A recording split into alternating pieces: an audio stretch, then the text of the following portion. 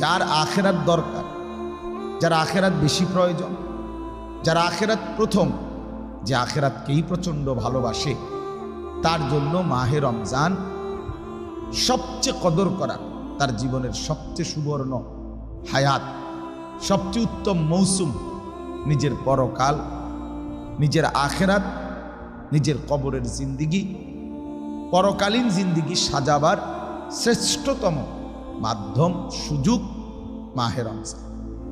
মাহে রমজান দুনিয়াদারের কাছে এটা তেমন কিছুই না, তেমন কিছুই না, আহামরি কিছুই না। তার হিসাব হলো আগে সকালবেলা শুধু দুনিয়া নিয়েই যারা ব্যস্ত, তাদের কাছে রমজান আহামরি কিছুই না।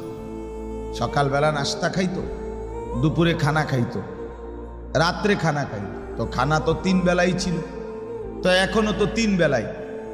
সন্ধ্যায় ইফতারি, রাত্রে ভাত খায়, আবার সেহরির টাইমে উঠে খানা খায়, তো 3 বেলাই হইল। তার কমল কি? জাস্ট একটু টাইমটা নড়ল। তো টাইম তো নড়তেই পারে, মানুষ ব্যস্ততার কারণে 2-4-10 ঘন্টা পরে খায় না, তে এরকম আর কি। তার কাছে এটা একটা সাদা মাঠা।